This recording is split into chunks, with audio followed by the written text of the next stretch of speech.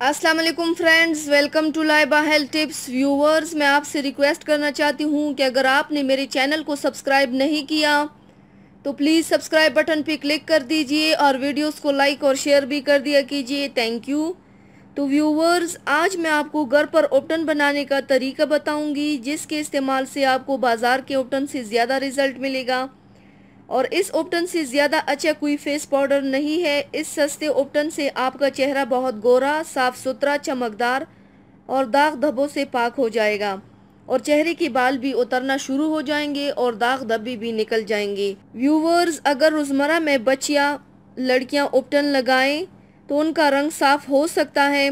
पहले लोग कहते थे कि ओपटन सिर्फ दुल्हन लगा सकती है, लेकिन अब ये हरगिज़ नहीं, ओपटन सब लगा सकते हैं, यानी कि बच्चियां लड़कियां सब लगा सकते हैं। इससे कोई साइड इफ़ेक्ट नहीं होगा, कोई केमिकल्स नहीं है।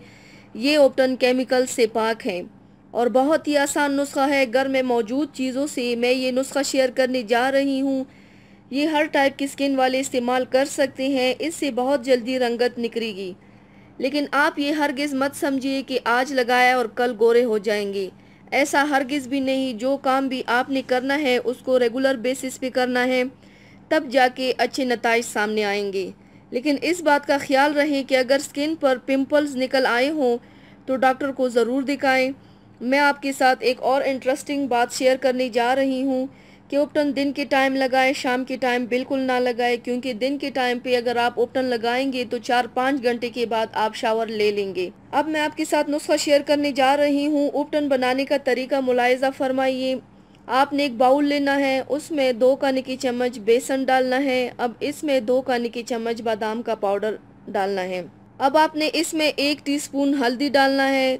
हल्दी जो कि ऑर्गेनिक होती है वो इस्तेमाल करें, यानी कि जो मोटी हल्दी होती है घर में पीस लें तो ये बहुत बेहतर होगा।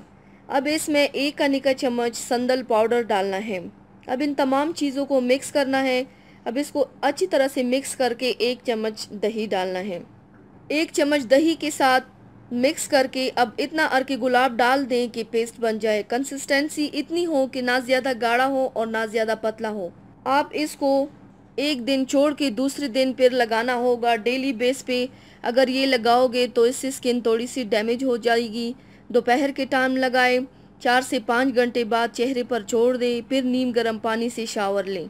व्यूअर्स, अब एक बहुत ही अहम टिप शेयर करने जा रही हूँ, ज़रूर आजमा के देखिएगा। 15 मिनट के अंदर अंदर फ़ायदा मिलेगा। अगर आपको फौरी तौर पर ब्लीचिंग चाहिए होती है स्किन ग्लो करने के लिए तो आप स्किन के ऊपर दही लगा लें। अगर आपको कहीं बाहर अचानक जाना पड़ रहा है तो आप 1 खाने का चम्मच दही ले, उसमें 2-3 कतरे लीमू के शामिल कर दें। 15 मिनट बाद चेहरा धो ले तो आपका स्किन बहुत ग्लो करेगा और स्किन वाइट हो जाएगी इंशाल्लाह। तो व्यूअर्स, ये थी मेरी आज की वीडियो। उम्मीद करती हूँ आप सब को पसंद आई होगी। मेरी वीडियो को लाइक और शेयर ज़रूर कीजिएगा।